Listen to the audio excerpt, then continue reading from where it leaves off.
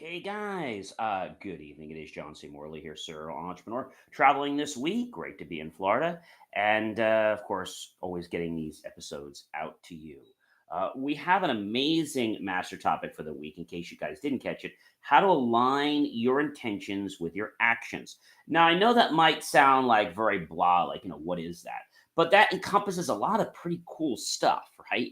And we're going to dive into that cool stuff on the show. If you're watching us on any of our other platforms, welcome everyone. Thanks so much for being here. So, the granular topic for tonight or today is how to avoid self sabotage. We're on series 4, show 8, episode 5. But what I always like to do is I like to go over to my good friends over at Merriam Webster, and I like to ask them a question. And that would be the definition question of the word sabotage. What does the word sabotage mean, according to Merriam Webster? And it's a great question. So it's actually a noun, according to Merriam Webster. It's the act of destroying or damaging something deliberately so that it does not work correctly. Angry workers might be responsible for sabotaging machines. You might be responsible for sabotaging your relationships or sabotaging your own success because of your false evidence appearing real, right? All right, let's just go ahead and dig right in. But before I do, I invite you to not be parched. So go get yourself maybe a glass of water or a drink, or maybe something healthy, maybe a sweet, maybe a treat, maybe a piece of fruit, whatever it is. Go ahead and get that. And do check out believemeachieve.com for more of my amazing, inspiring creations. Welcome, everyone, to another fantastic episode of the Inspirations for Your Life podcast. I am your host, John C. Morley, serial entrepreneur, not only a podcast host, but a podcast coach as well. Have you ever felt yourself maybe standing in your own way, holding yourself back from success without even realizing it? We've all done it once or twice. Self sabotage is one of the biggest roadblocks to achieving your goals, your aspirations, right? But today I'm going to help you break free. That is, if you really want to, right? So please join me as I uncover the hidden patterns that keep us stuck and give you some tips that you can learn about how to rewire your mindset for unstoppable success. If you're ready to silence the inner critic that says, oh, you can't do that, you can't do that, and sit back and get ready to be amazed, because this stuff is game changing. So, how do we avoid self sabotage? Oh, that's a great question. So, we have to recognize self sabotage. The first step to change is awareness. Self sabotage can disguise itself as procrastination, perfectionism, or fear, which we all know is false evidence appearing real. It's that little voice inside our head telling us, you're not ready, you're not enough. What if I fail? Learn to identify these destructive thoughts and behaviors so you can start rewriting the script in your brain. And we're going to go through these deep into some stories, but I want to just give you the higher level overview. The second thing is understanding the root cause of what is getting you to sabotage yourself or whatever you're working on. So, why do we sabotage ourselves? That's a great question. The reasons often stem from deep seated fears, which, what are fears? False evidence appearing real, past failures, or a comfort zone that feels safer than success. Whether it's imposter syndrome, fear of judgment, or limiting beliefs, uncovering these roots is the key to breaking free from self defeating patterns. Now, I know that sounds hard, but trust me, we're going to get into this deep.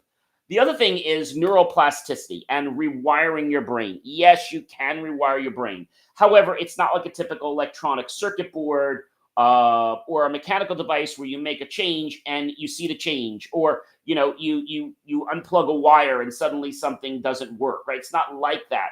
Our neuroplasticity takes some time to actually mold in place. It's very similar to clay or like making a pot. It doesn't actually fold into a pot right away. It could take hours to get it to the right way. And then it has to be baked in a kiln so it stays that way. So just because I've got it the way I want doesn't mean it's going to stay that way. So your mindset is much more powerful than you think. And it's a very amazing tool. Shifting from a fixed mindset to a growth mindset allows you to see challenges as opportunities instead of obstacles. So remember, I've said before that our life is all about perceptions. What we perceive becomes our reality. Replace negative self talk with empowering affirmations and start training your brain to believe in your potential. So notice what I said. I said, stop, right? You stop doing what you're doing and you're training your brain to believe. That is my slogan, right? BelieveMeAchieve.com. Those that believe will become very successful.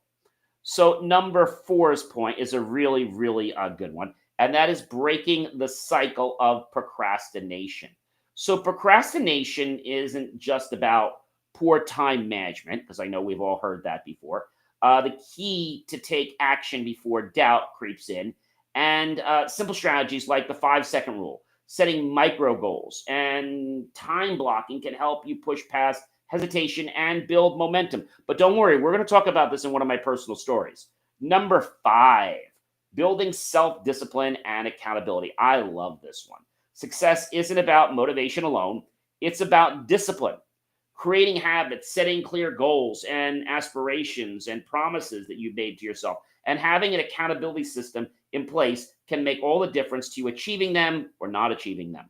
Whether it's tracking your progress, having a mentor, or rewarding yourself for small wins, discipline is what keeps you moving forward. And when motivation fails, you've got to remember there's got to be something else to recharge you, right? What happens when your iPhone fails? Well, you've got to put it back on a charger. So we need other things in our life to keep, let's say, igniting our fire. What happens when a fire in the fireplace goes out? We have to stoke the fire. So according to good old Merriam-Webster, what does it mean to stoke? So to make greater in size, amount, or maybe a number, right? So the question you're probably asking me, John, and this is a very, very good question: how do I stoke a fire?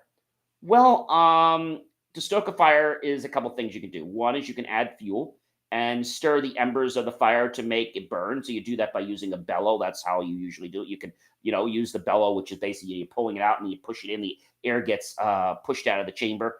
And so typically you can do this also by even adding other fuel sources, which is to add another log or things onto the fire. So when we stoke ourselves, we actually ignite our passion, which causes our motivation level to rise. So sometimes people don't know how to stoke themselves, so they get stuck in a quandary with a fire that's gone out, and by the time they realize it's out, it's so hard to restart it again. I welcome our live viewers that are joining us. Thank you so much. Again, you can always catch this great content at BelieveMeAchieve.com.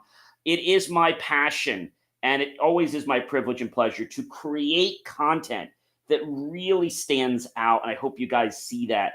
We've hit over 175,000 people so far, and we're now on some major cable networks. If there's a topic you want me to explore, please be sure to let me know, either here on air, or you can message us in the groups.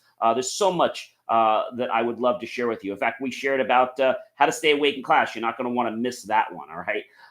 So now that we understand discipline is key, another important point is managing the fear. Because let's face it, fear is going to show up. And what's a fear? A fear is false evidence appearing real. Fear is basically another way for saying failure of success, right? Or the fact of worrying that I will be successful and fearing that I am going to be successful. And now what do I do once I am successful? So fear of failure can keep you stuck. But did you know that fear of success can do the same thing? So fear of failure is one thing, and fear of success is also the same thing. So many people knowingly resist success because it brings change. And people don't like change. Why? Because they're not used to what I've always said, which is you got to practice getting comfortable being uncomfortable. Let me say that again. You got to practice getting comfortable being uncomfortable. You got to practice getting comfortable being uncomfortable. Many people unknowingly resist success because it brings that change, a new sense of responsibility, or new expectations. And so learning to embrace both success and failure as part of the journey and using each experience as fuel for growth is something a lot of people have to really wrap their hands around, right? And it can take some time. Number 7, practice self-compassion and mindfulness. This is one I don't see a lot of people doing, and this is something you really should do. You have to love yourself, but loving yourself doesn't just mean that you don't harm yourself. Loving yourself means that you understand that you're your own best friend. So being hard on yourself won't make you better. It will only drain your energy. So you don't want to beat yourself up, but you also don't want to let yourself get away with things. You want to keep yourself on track, but you want to be fair with yourself. So again, being hard on yourself won't make you better. It'll only drain you. Practicing self-compassion allows you to acknowledge setbacks without letting them define you. Mindfulness techniques we've talked about many times, like meditation and gratitude, help you stay present in the moment, reduce stress, and build resilience against self-doubt. I think a lot of times the reason why many people don't want to pick up that bellow and restoke the fire or stoke themselves is because they've had a negative feeling. And so we've all had that, right? So just because you've thrown a baseball and it doesn't go somewhere, or you hit something, or you try to swing and you don't hit, do you give up hitting? No. Or golf. Do I give up playing golf because I missed a putt or I missed a drive or my drive wasn't as good as my last drive? No, of course not. So, number 8, take action now. Knowledge is power, but action is what creates change. I'm going to say that again. Knowledge is power, but action is what creates change. Knowledge is power, but action is what creates change. So, where does the action come from? I'll talk about that in a minute. Stay and understand that you've got to start by identifying just one self-sabotaging habit and commit to a plan for breaking it. Whether it's setting a goal, aspiration, promise, reach out for support if you need to, or make a mindset shift. Take the first step today and start making progress. Don't worry about perfection because the promise or the goal is not today. That's what you're going toward. So when we think about, this power, right? And I said before, knowledge is power, but action is what creates change. We use our mindset, and our mindset will give us inspired thoughts. Those inspired thoughts, ladies and gentlemen, guess what they'll do? They will nudge us or kind of tap us on the shoulder saying, hey, you know what? You should take this step. And they can come to us from our dreams. They can come to us in a live thought during the day. They can even come to us from a sign that suddenly seems visible, or maybe a friend or a colleague or someone says, hey, you really should do this. So now that we understand what the points are, I'm going to go back in and redefine what all these are in terms of an actual, let's say, plan for you. So recognizing self-sabotage. How do you recognize self-sabotage? Like I said, you're not ready. What if you fail? If you find yourself asking these questions and the questions are constantly getting you to, let's say, have an answer that leads to you stopping doing something and it's toward your promise, there's a good shot that you're self-sabotaging yourself. Maybe you are studying for a class, and let's say for whatever reason you're not studying. And so why are you not studying?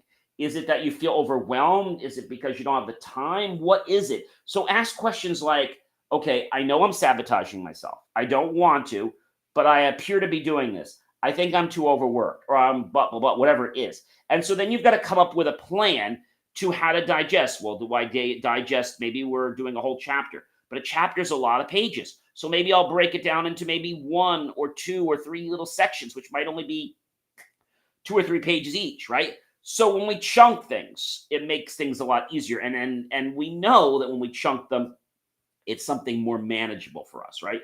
So let's talk about how do you avoid self-sabotage in sports? I mean, that's probably a good one. I think a lot of people can understand. So how do we avoid self-sabotage in sports? So this is one that a lot of people hear about. So to avoid it, you have to focus on developing self-awareness, right? Practicing positive self-talk, managing the anxiety from, oh my gosh, what happens if I hit the ball? What happens if I don't hit the ball? What happens if the ball hits me? Accept the fact that I'm going to make mistakes. Set realistic promises for yourself. Seek support from coaches or friends or other people. And recognize that what you're doing now is where you are, but you're getting better. You're learning from your mistakes. And so the key to avoiding self-sabotage in sports is to identify your self-sabotaging behavior, challenge that thought, okay? When you catch yourself thinking negatively, challenge it with a more realistic, positive affirmation like, I know I keep hitting myself. I don't want to keep hitting myself. I'm getting better each day looking at the ball and being able to hit a home run or something like that. Or I'm getting better at concentrating at hitting the ball, or I'm getting better each day by coming or by hitting I'm practicing to hit the ball. Manage your anxiety. Anxiety can really pull a plug on things, right? What happens in your home if you put too many things on a circuit? Well, the circuit pops. But unfortunately, when we pop, it could be a health dilemma. It could be something that could damage family or relationships. So we want to manage that anxiety, especially before the game, because sometimes, even though you're a good player, you might get yourself all wound up and then not be able to play. Um, Remember, play it safe. Avoid risks or giving full effort due to fear of failure.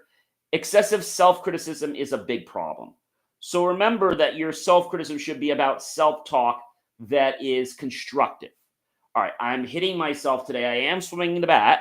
However, every time I swing the bat, I keep getting it in my face or I keep getting hit in the shoulder. So I know I'm swinging the bat. I know I've got to work more on the position of my body, or I've got to work more on concentrating where the ball is coming from. Procrastination, am I putting off training or important preparedness skills because I'm scared? Or am I getting distracted by people saying, hey, you're never going to hit the ball, right? What's the reason? So that's a real good one. Number two, the root cause. Well, the root cause, oftentimes, what we think is the root cause is not the root cause. Maybe you're saying the reason that you're not studying is because you don't have the time. But maybe the real root cause is the fact that maybe you need glasses. Or maybe your environment is not good. Maybe the lighting is not good, right? So we've got to figure out what the real true cause is. And once you're honest about figuring that out, well, then you can actually address the issue at hand and overcome and get closer to your goal. Rewiring your mindset. This is my favorite.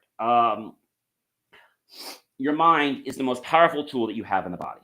Shifting from a fixed mindset to a growth mindset allows you to see challenges as opportunities instead of obstacles. So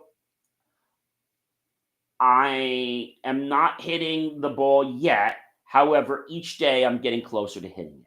Or I haven't hit a home run yet, but each day I'm learning, or at least I'm not hitting home runs yet, but I'm learning how to get to first base and then the second, third, and then home. So you have to motivate yourself and you have to celebrate that. That's important.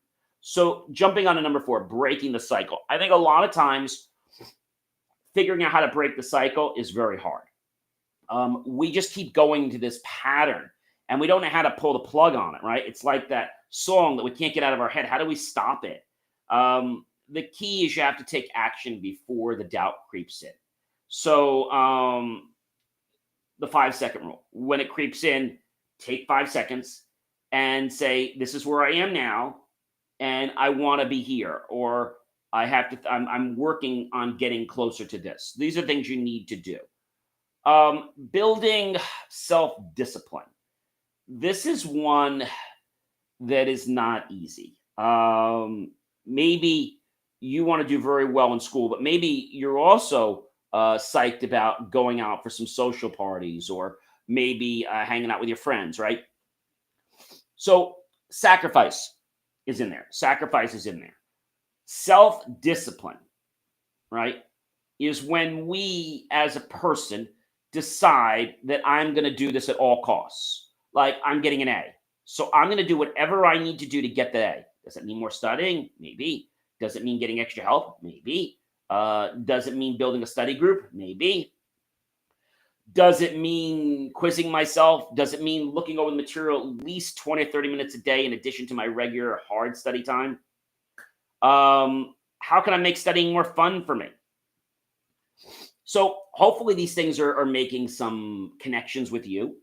And if you've never done this before, this may seem like the hardest thing in your life, right? Hitting a baseball might seem like the hardest thing in your life when you're little, but when you get older, it's not that hard anymore, right? So I used this example. I was doing a teach back to my class the other night, and my professor always says, it's so easy, it's so easy, so easy. You're in a master's program, it's so easy. And so I remember saying to everyone before I started the class, and I was doing a presentation, um, which I'm not going to go into tonight, but I was comparing the John von Neumann computer architecture to the Harvard architecture to the modified Harvard architecture. And before I started, I said, I just want to let everyone know if anyone has a question, feel free to stop me anytime by just raising your hand. I'll be happy to answer your questions because I understand that even though it might seem easy to me at the moment, this might be some challenge to you. And I also want to let you know the reason is because I started studying quantum physics a long time ago. And I got to tell you, quantum physics was not easy when I started. But the person I started learning from explained to me, John, look, quantum physics is not easy. I get it. So understanding that physics is the study of everything that moves, right? The moving of objects. Quantum physics is how the components inside the object move. The atoms, the electrons, the protons, the neutrons. Um, that's what the quantum physics about, right? And so understanding that and having respect for that is important. All right. So I did that teach back, and it was a pretty amazing thing. But a lot of times people get up there, and you know what happens to them? They never spent the time to do the presentation. The 2 weeks before, I started coming up with the idea for what I wanted to present about. Then the week before, or a couple days before my class, I tweaked it. I came back to it a few days before because you miss mistakes, you miss things.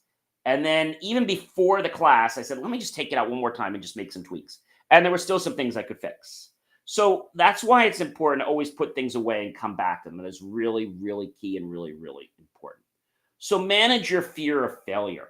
Um, Failure can keep us stuck. Fear of failure and also fear of success. We sometimes fear that we're going to be greater and stronger than we ever imagined. And that's actually a good thing that we're going to be greater and stronger. But I think a lot of people get scared with, well, what does that mean for me in my life? How does my life change each day?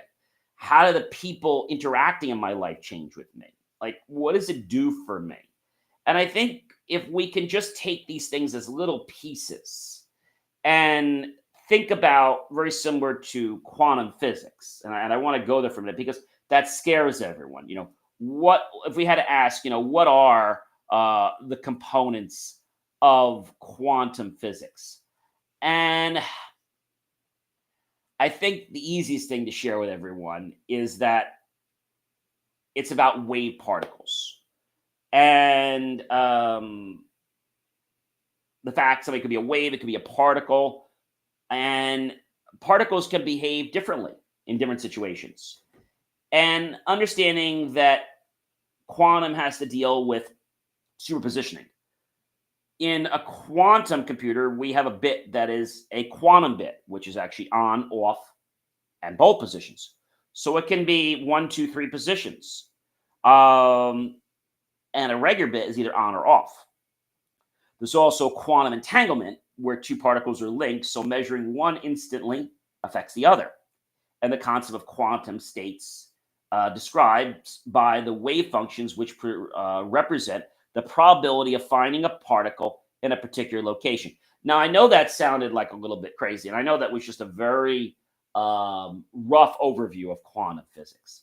But what I want you to understand is that anybody can understand it, and anybody can achieve the promises they set out for themselves. They're going to hit roadblocks. Let's face it, we're all going to hit roadblocks. If everything was easy, everybody would be doing it. But sometimes what I've found in education a lot is that a lot of people, whether they're older or younger than you and they have more experience, they have this ego. And you shouldn't have an ego. But unfortunately, some people think like they're all that. And I think whenever you're teaching someone, you have to be very humble. All right. Number 7, practicing self-compassion. This is one that I think really confuses so many people. How do we practice self-compassion? Well, I think the simplest way is to accept our emotions at the current moment. Understand it's normal to make mistakes, experience setbacks, experience the fact that you're going to feel vulnerable. Treat yourself kindly, speak to yourself in a supportive manner. Avoid self criticism, use constructive feedback. Imagine how you would say this to a friend. Practice being mindful. Forgive yourself. Okay. Engage in self care. Of course, taking care of your body, getting the right amount of sleep, eating healthy foods, exercising regularly. Write a self compassion letter. This is really cool. Write a letter to yourself from the perspective of a compassionate friend or loved one. Express gratitude for your strengths, acknowledge your struggles, and offer words of encouragement. Seek professional help if you really need that. So, I think the reason why some people are not compassionate to themselves is because they get impatient. And impatience comes because we feel that we're on a timeline. We've all done this. Maybe it's impatience because we're wanting to get to a certain point in the relationship and the other person's not ready. Or maybe we're impatient because we want something to happen in our life right now, but we're impatient about it. Okay. So these are important things to understand and the things I think you need to recognize. But I love this one about self compassion. And if more people would be more self compassionate to themselves, they would feel much better. And not only that, they would actually be able to achieve more. Because what happens when you put a friend down, right? And you're upset, like, oh come on, what are you stupid? You couldn't hit the ball. I mean, come on, like everybody else at least hit the ball. Like that guy's feeling really bad. And let's say you got up there 3 times and you knocked him every time, that guy is not going to want to talk to you anymore. Okay. At least when you're playing baseball. And there's a chance that when you hang out, they're going to be a little bit standoffish or even be around you when you're doing anything competitive because they're going to feel very bad. So you have to realize that, hey, you missed the ball. It happens. Just try next time. Just try to not try harder. Just when you're at the bat, just look at the pitcher and just look right at his eyes. And then when he pitches, look right at the ball. Give them some tips. Okay. That's the best thing you can do as a friend or a confidant. Number 8, taking action now. Knowledge is power. All right. But action is what creates change. Knowledge is power, but action is what creates change. Knowledge is power, but action is what creates change. And remember, ladies and gentlemen, our actions come from our inspired thoughts. Okay. That's pretty cool if you ask me. So, what this really gets to the fact is that self-sabotage is going to lurk in our lives at one point or another. The thoughts are going to lure in, like, oh my gosh, like, I can't do this, or I'm so overwhelmed. And the first thing when I get those feelings, like, all right, I got to step back. I got to figure, okay, what is it that's going right for me right now? How can I change this? And when I figure that out, guess what? I feel a lot better about myself. Ladies and gentlemen, I am John C. Morley, serial entrepreneur. It's always such a privilege, pleasure, and honor to be with you guys in these amazing mornings, afternoons, days, evenings, whenever I decide to do this. Have yourself a fantastic night, and I'll catch you guys real soon. Do check out BelieveMeAchieve.com. More of my amazing, inspiring creations. Good night, everyone.